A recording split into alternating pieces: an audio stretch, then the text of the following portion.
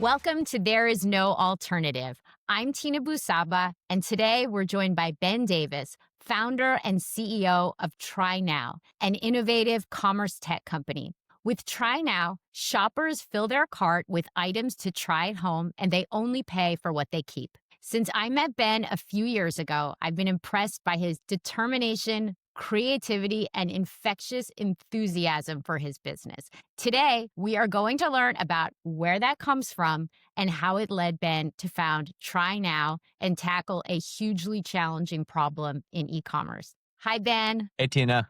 Thanks so much for having me on. Thank you so much for joining us. Super excited to chat with you. Yeah, likewise.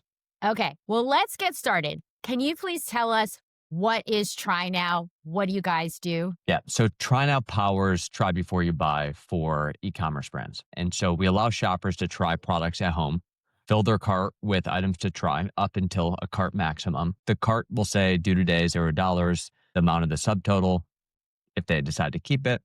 The shopper has a trial period, so called 14 days upon delivery to try the products at home, only pay for what they keep. They send the rest back, and TryNow charges for the right amount at the right time, manages fraud, logistics for that brand. Everything's natively integrated within their existing checkout for most of our brands. That's Shopify checkout. And we restore trust in the e-commerce transactions, which drives conversion and LTV and reduces customer acquisition costs. How did you get the idea? So I was running a brand for one of your friends and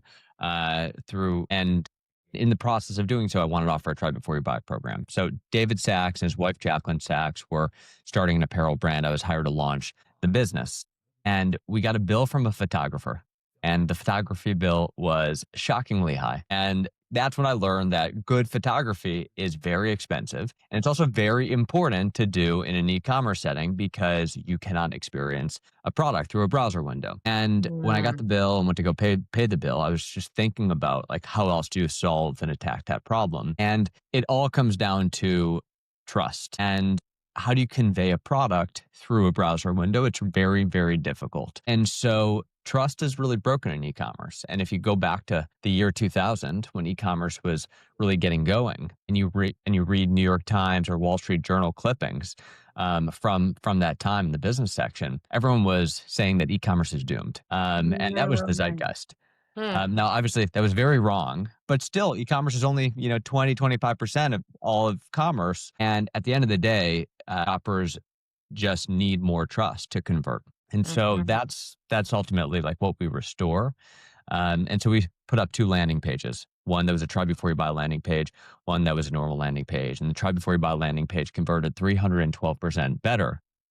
Oh, wow. And so, but then charging shoppers was very difficult for the right amount at the right time, managing fraud. And so that's when, we had the idea and built TryNow to allow any brand to offer a try before you buy model. Okay. So when was that and how did it go from the idea to launching a company? Yeah. So the idea was initially, I called up an engineer I knew. I said, hey, would you be able to build this for us? He said, yeah, this should be pretty easy. We'll authorize a credit card and we'll charge it for a later date. Like I should be able to get an MVP up and running pretty quickly. And as we got into it, realized that it is far more complex because e-commerce orders that go down the happy path where everything works perfectly, easy to manage. But that's not how most e-commerce orders go. And there are numerous permutations of different types of e-commerce orders, and handling all those edge cases at scale is very difficult. And so that's when we realized, hey, there's an opportunity here. I called 5 brands. I said, we're starting this beta. We're building this. We have this product. We didn't have that product. We were going to build it. I said, are you interested in joining? 4 of the 5 said, yes, we'd love to join that beta. And that was enough conviction for me to go in full time on that. And so we kind of gauged market demand. And from there, I put in my own capital to start getting things going with an MVP. And then we raised a pre-seed and then later other transactions, a Series A. Can you tell us a little bit more about fundraising and how you approached that? What was that like? What advice you would give to people who are thinking about fundraising for their business? Yeah, I mean, for me, I come from a growth equity background focused on both high growth and capital efficient businesses. And so for me, Mhm. that's my whole orientation. And so I was focused on building a high growth and a capital efficient business. And so I didn't want to wait to do that until the Series B or the Series D or, Mhm. a decade Yeah. down the line. I wanted to do that from day one. And so that's how we operated. We gathered traction and we raised a pre-seed. David Sachs was our first investor through Craft Ventures Amazing. in Yeah. the pre-seeds. We raised like a 500K pre-seed. And then we had some other angels that invested on top of that.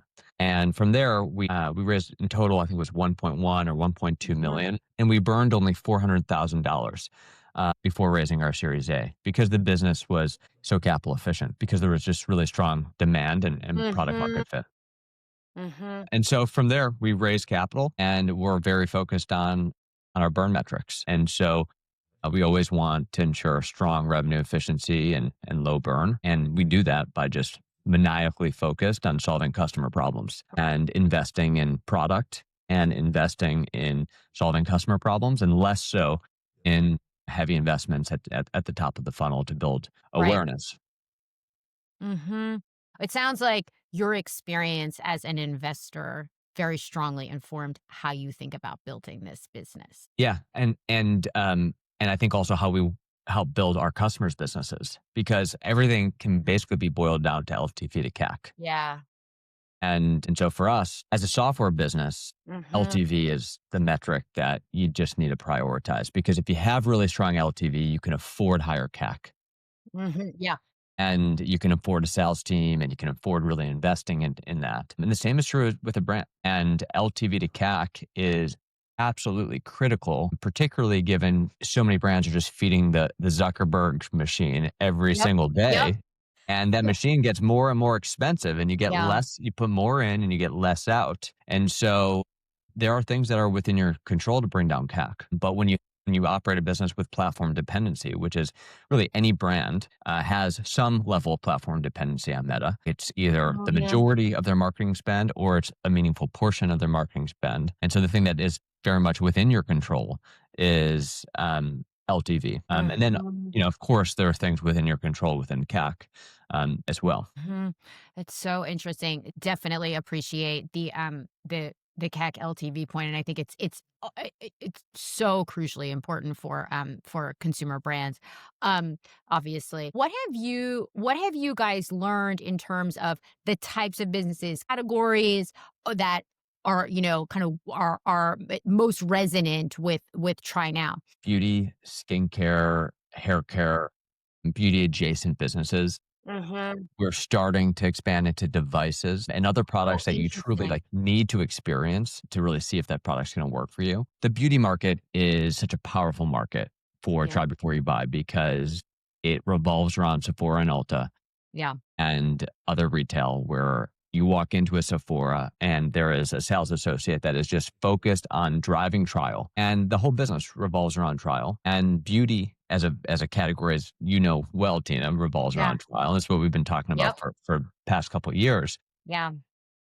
And given the margins are high, and it makes a lot of sense, and return rates are low. Now, the thing that is really interesting for beauty is a lot of beauty brands will have a few different categories that make up, or a few different products that make up a large portion of their Yes. sales, and a lot of beauty customers struggle with cross pollination between those two, and like cross selling one product Mhm, into mhm. an existing customer and vice versa. And so, what we do with a lot of our brands is trying to optimize that first order. And so if we can drive cross category, cross product buying on that first order, that leads to higher LTV customers because now I'm trying both skincare and makeup from the Oh, brand, that's or I'm interesting. trying multiple makeup products from that brand. And once I try more, I'll ultimately buy more because I find more products from Mhm. that brand that I love. And so your share of wallet increases with that customer. Yep, yep.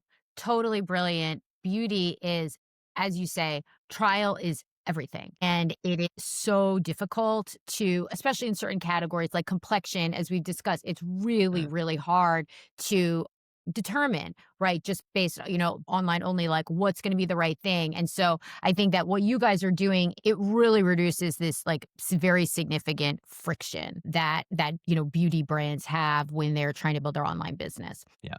Yeah. I mean, Il Maquillage, a complexion business Mm, that has, they do close to the portfolio does close to $1 billion in yeah. annual sales. The majority of their new customer acquisition is try before you buy into a quiz funnel. And so gathering that first party data, personalize their marketing strategy, then Mhm. using try before you buy at the end of the funnel to make things frictionless. It's key. Now, when you use try before you buy, you have a $0 cart. And when you have a Mhm. $0 cart, you have very different consumer psychology. So you don't need a discount to convert a $0 cart. It's already Yeah. $0. That's so And interesting. Yeah. and so it's higher margin in that way as well.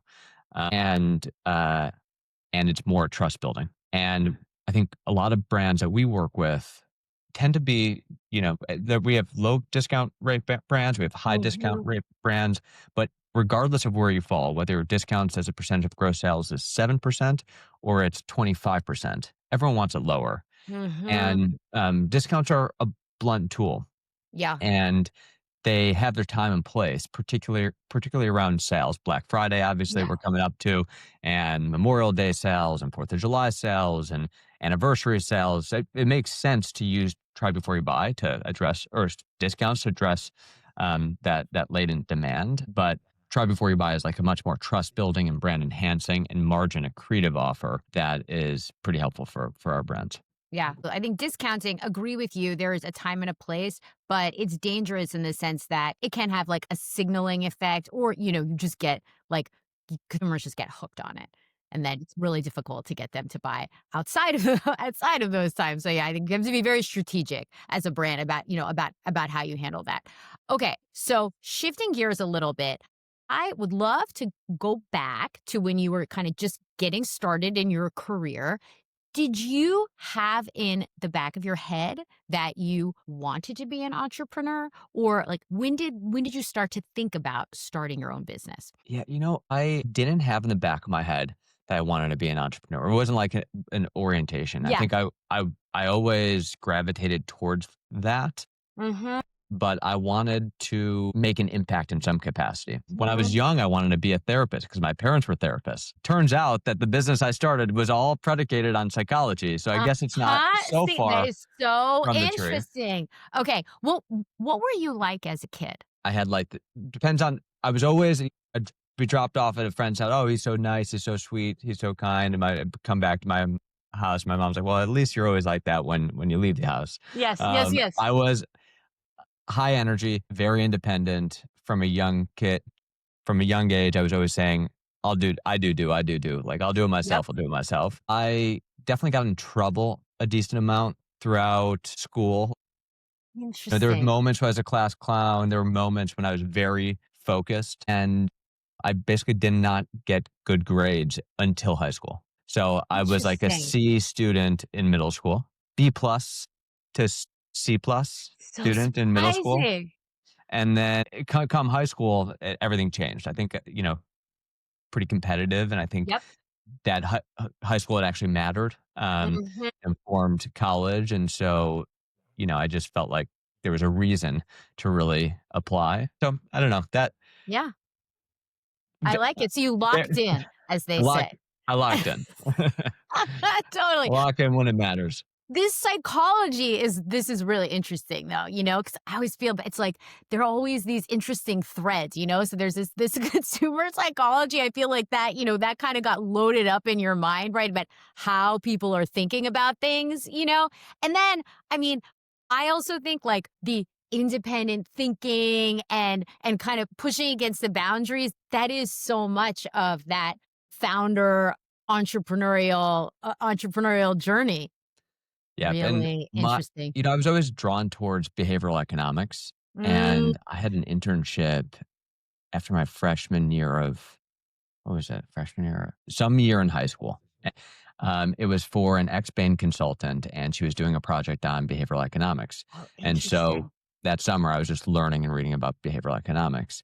And the concept being that, you know, Econ 101 is all focused around rational behaviors. Everyone operates in their Mhm. own self interest. But the reality is, people don't operate in their own self interest. And what are the drivers of that? And so I was always kind of oriented around that. And I think that's why I've drawn to, I love working with consumer businesses Yeah. because each one is different and unique. And they have, they connect with their customers in different ways. Totally. Yeah, yeah. It is an art and science, right? In consumer. And one of the things for me, similarly, have always been just like obsessed with this question of why do some people like that and other people like this, right? And Yeah. it's so fascinating. So that is super, super interesting. Okay. I would also love to hear about how you have built your team at TryNow, even just from the early days, like how you thought about hiring and building. Would be great to get the story on that. Yeah. So how I think about, in general, how we think about recruiting is there are things that we can teach and there are things that we Mhm. can't, that your parents had to teach you or Yeah. life had to teach Yes. you. And I think we've made some mistakes in the past of thinking that we could teach some things or correct some things. But Mm. really we couldn't. Those are things that we are not able to do, or maybe we would if we had 5 years to work on that. But time scales at a startup are measured in weeks and months. And so for us, what we found to be really helpful is using grit as a filter. Mhm. And everyone on our team is a very, very, very gritty.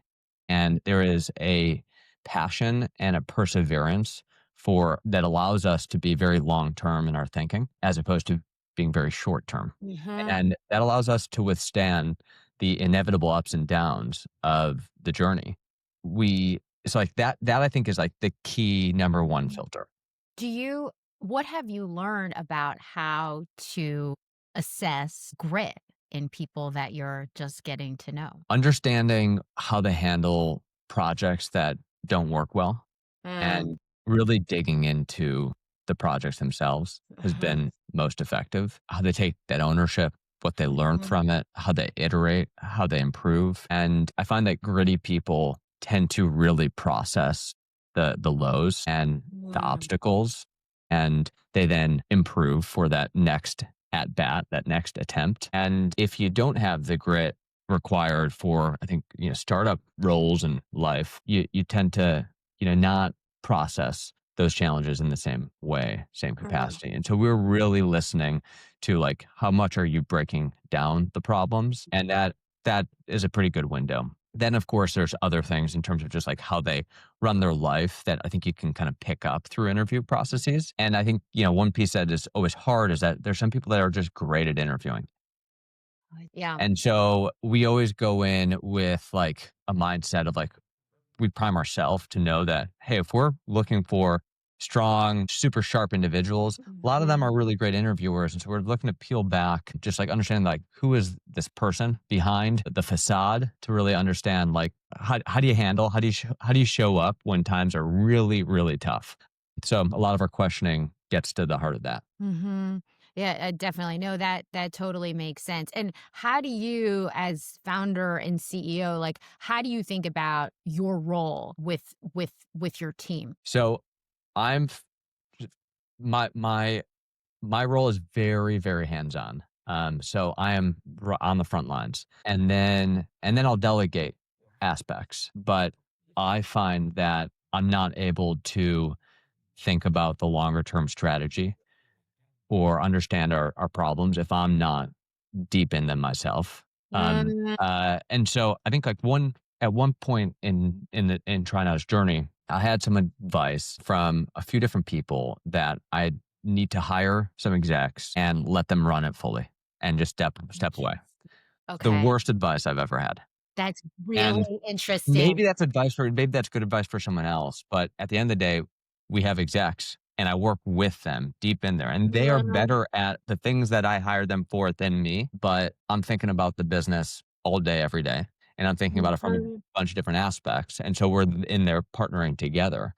And so in terms of working with our team, I'm very much on the ground floor. And that's true with the sales team, with the success team, and with product. And so those are the areas that I spend a lot of time with. But I spend most of my time talking to customers. Mhm. And that's where that is the well for new product ideas, of course, but it's also the well for like how do we inform and improve the sales approach, so that we're making sure that we're reaching out to and we're closing deals with the best Mhm. customers and ensuring that our qualification in the sales process is tight to ensure that we're going live with the right customers at the right time when Try Before You Buy is ready for their business. But I think, anytime that I've separated myself from customers, it's never helpful. I will never separate myself from that. And it may change in terms of how often I'm talking to those customers, but it's the most effective thing Mhm. for the business. Yep, that makes sense. So you are squarely in founder mode. Remember that debate, the founder mode versus manager mode, right? It's like founder mode. Yeah. Yeah. I Fun. read that and I Yeah. definitely resonated with Yeah. that. Yeah, yeah. Um, I think I mean, it seems to me that, I don't frankly, I don't know any entrepreneurs who are not in founder mode, right? Like there's no yeah. managing. That's like a whole, right? The whole different thing. Yeah. Really, really interesting. So when you're talking about like talking to customers, building relationships, understanding their problems, I think one of the things that I feel like is a skill that is not taught, it is sales. And like always think it's interesting that in business, when I went to business school, there's no sales class, and yet sales is like you're kind of always doing sales, right? So how have you approached it, and what have you learned over the past few years about sales broadly? Yeah. Uncovering problems and Mm. solving them. Hmm. And I think that the I learned a lot about sales by being a Shopify merchant. And what I learned was I don't want to do any of that at Yeah. TryNow. And I was sold too. Hmm. And there were exceptions where I felt like the process I will say here's someone who did a great job. Joe at Loop Returns. He was the first Yeah. hire at Loop, and it was very, very early. At that point, Loop, I think, had maybe 50 merchants, and that sales process was great. I think as businesses get Mm. bigger and bigger and bigger, you have like various kind of scripted sales Yeah. processes, which is, I think important in many ways. The key piece that I've learned in sales is that merchants and customers don't want to be sold to, and you've got to adopt you have to be agile in the process because some want a demo, Mhm. others don't want a demo. Sometimes they have questions coming into the call and they just want to jump right into it. Others want like a high level overview, and you have to read the room to know where in the buying journey that customer is, and then adjust your approach accordingly. And so I think the piece that is always kind of hard in sales is scaling out the team so that everyone understands how to adjust the approach, based off of where that customer is. So we just ask them, Mhm. and it's like the start of the call is very light, what they call discovery. But I Mhm. think like the key piece is just having a conversation and really having the posture of like, can I solve your Yeah. problem? And is this a top priority for you now? And I think one of the issues with sales is that people talk about that advice often, but in the back of the mind of the commissioned sales rep, they're Mhm. saying, how do I pretend like I'm here to solve your problems? But Right. really, I'm just like selling you this product and I Right. want you to sign on the Right. dotted line. And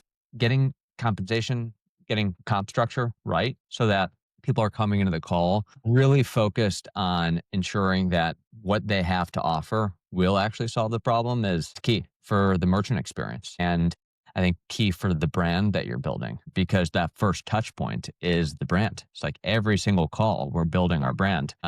Any call that leaves the person on the other line not feeling great or feeling sold to is not what we're looking to Right. build. It's just great salespeople are great listeners, Yeah. and are strategic and consultative. Yeah. No, that makes sense. I think that from my vantage point, like the thing that I feel like is so interesting about what TryNow does is it is addressing a huge and hugely important and impactful real problem that brands have. And because we see a lot of things where it's the sort of solution looking for a problem, you know what I Mhm. mean, with a lot of like kind of cute solutions, and instead, you guys are obviously approaching it from fundamentally understanding the problem and then listening, learning, and building solutions for merchants. Yeah. Yeah. Yeah, solution looking for a problem. I love that kind of Yep. phrase. There's a lot of that. Yeah, totally, totally. Okay, so for you as a leader, I mean, so you've got a team, you've got customers, you've got investors, like a million getting pulled in a million directions all the time. How do you, on a personal level, stay grounded and focused and prioritizing, the way that you want? Yeah. I think my first honest answer is I always feel like I'm suboptimal at it. And maybe that's a good thing. Like maybe Mm. that desire to always be a bit more efficient has helped helped me. But I think, the like taking care of my mind, number Mhm. one, is really key. So like every morning I just about every morning I go for a run or I work out. Oh, wow. Okay. And I just found that like being in building TryNow, I had to work out more often because I Mm. just needed to clear my mind. Yeah.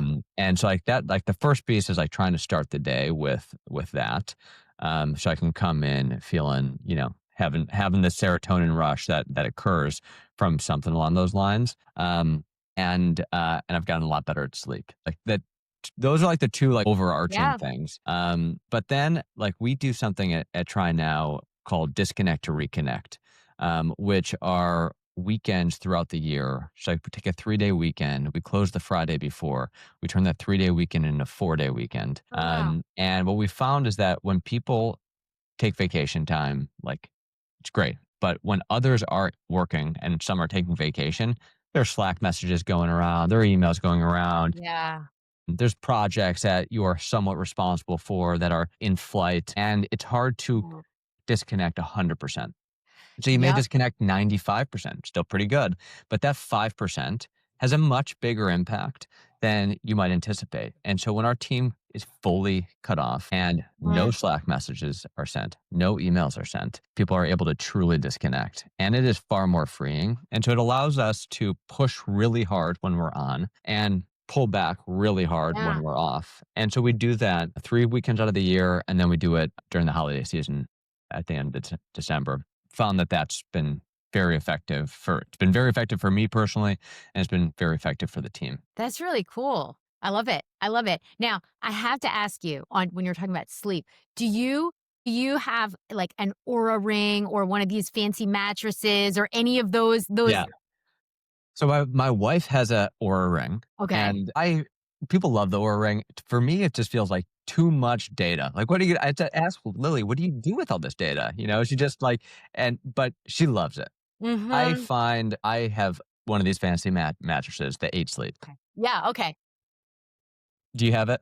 No, I I don't. I've been thinking about it, but it I don't have is any of those things. I think the 8 Sleep is fantastic. I've got one complaint with it, but Okay. it's fantastic. And what I didn't realize is that, between your back, and the temp and the mattress, it gets warm. No matter how cold your room is, Yeah, yeah. that gets warm, and so it manages your temperature as you sleep. And I definitely sleep better with it. Like I know noticeably. So like if when I'm traveling, I notice that I'm Yeah. not sleeping as well in that hotel mattress versus Yep. at home. So like that is a phenomenal investment. All right, this I might have to put this on my list. I'm intrigued. Highly recommend. I'm one of those people that, like, just, like, tries to, like, crank down the temperature as much as possible when I'm sleeping, Yeah, but I know what you mean, you can still get hot.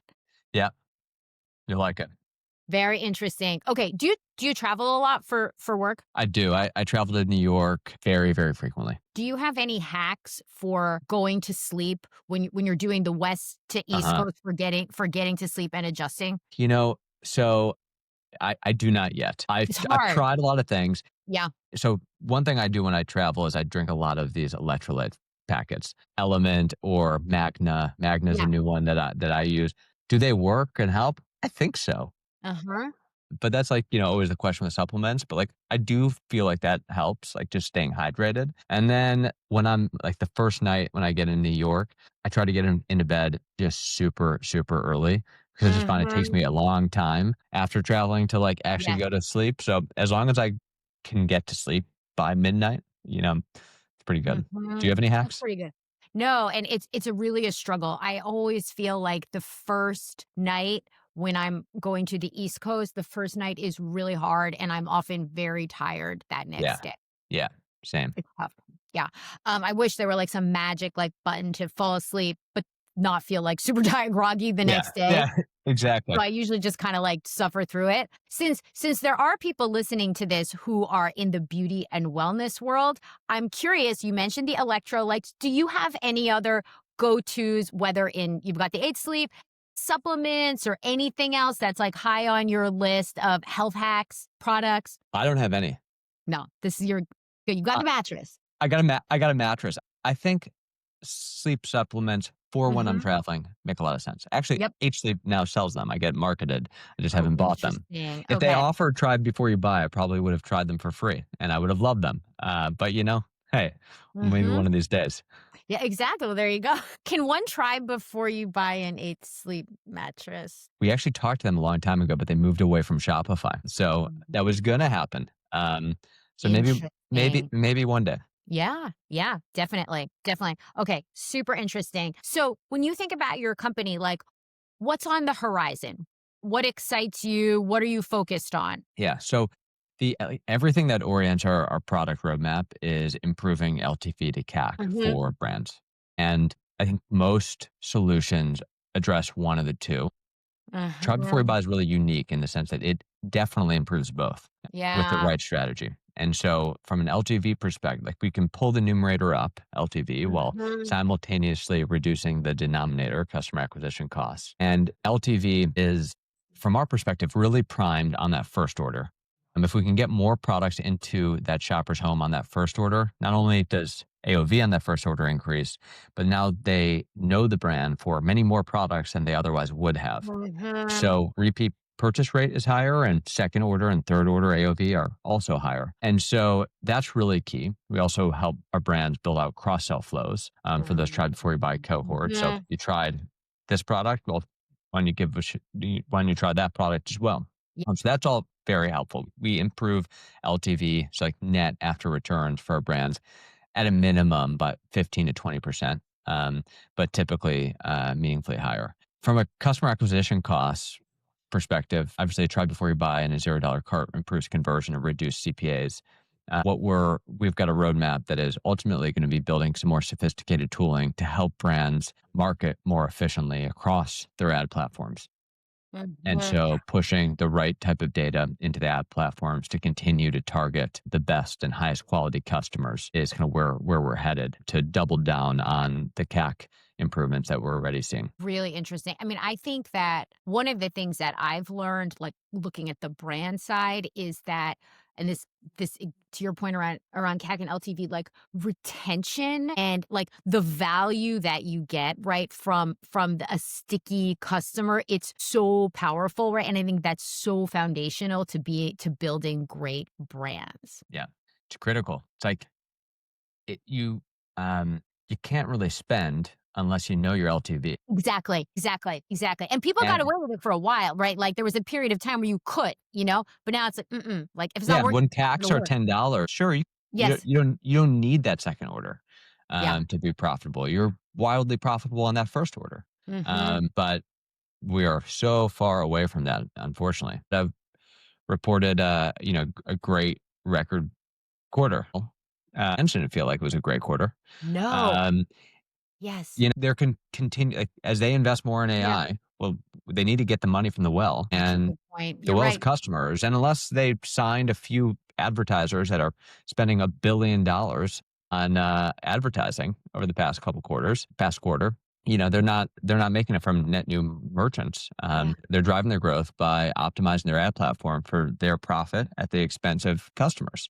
And that's going to always continue to happen when there's incredible platform dependency. I was just in New York Yeah. a couple of days ago, meeting with one of our largest customers, and they are one of Meta's largest spenders. And they said Meta's got their hand right around our neck, Yeah. and they're like, the past couple of weeks have just been brutal for us, and we don't exactly know why. We think there may be some events and some event issues and tracking issues, but we also think that it just might be variability and volatility and Mhm. changes behind, the curtain that we just are unaware of. Yeah. So So this is such an important insight. I hadn't thought about it exactly this way, but I think you really nailed it. It's like, so friends of mine who work in the public markets and cover companies like Meta have said to me, like, are the brands that you work with seeing this like great results, and it's like, no, the opposite. And so you're right. Like that is a really problematic disconnect that we're seeing right now. And you're right that the fact that Meta now needs like 70 plus $billion, for all their AI capex is just, putting the squeeze further on brands. You're totally right. Yeah. So, I mean, Mm, one, mm. like, what are we excited for? I'm excited for something to break free Yeah, because yeah, I that's don't know right. when it'll happen, but when you have a dynamic like this and you have a platform exerting their control, Yeah, something's going to have to break free at some point. yeah, And you're going to see a lot of shakeups because Meta is building deeper and deeper and deeper into basically the orchestration of these ads. And so anytime yeah, we're starting to see brands that are trying to get a little cute with targeting. And the second they get a little cute with targeting, Meta backfires. And so they're basically saying like that's right. broad targeting, give Meta some creative and let Meta do its thing. We're seeing Mhm. brands spending 10 million a month with that approach. And so people talk about creative as the new targeting. It was very much true. And Yeah, so testing different creative and different offers is really key. But so often you're playing in the margins. You're looking at 5, 10, 15% improvements. So Meta's owning that. They're also going to start owning some of the creative uh, content creation as well. mhm. And so you have a lot of agencies that work in this space where Yeah, Meta's starting to encroach there. Meta's also charging higher fees, cost in the form of customer acquisition costs. And so at some mm, point, whether that's in a year from now or 5 years from now, there will be opportunities yeah, to diversify. But it's like, everyone talks about community, community, community, and it's just so critical. You take a brand like Jolie yeah, that great.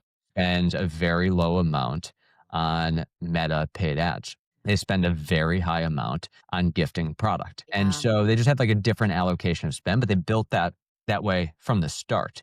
And I mean, you invest in so many companies, you see different businesses, and you know mhm. that like changing the DNA of a business is very difficult. It takes a very concerted effort. And so if the business wasn't started with a diversified strategy, changing that is tough. Yeah, you're so right, and Jolie is a great example. Such a great business. I feel like they're doing a terrific job. Super super interesting. All right, well, I've got one last question for you, which is, what advice would you give to people who are listening to this who are thinking about starting a company? This is gonna sound like a skeptical advice, but Good, don't do it. good. Don't do it unless you can't not do it, and where the risk of not doing it is far higher than the risk of doing it.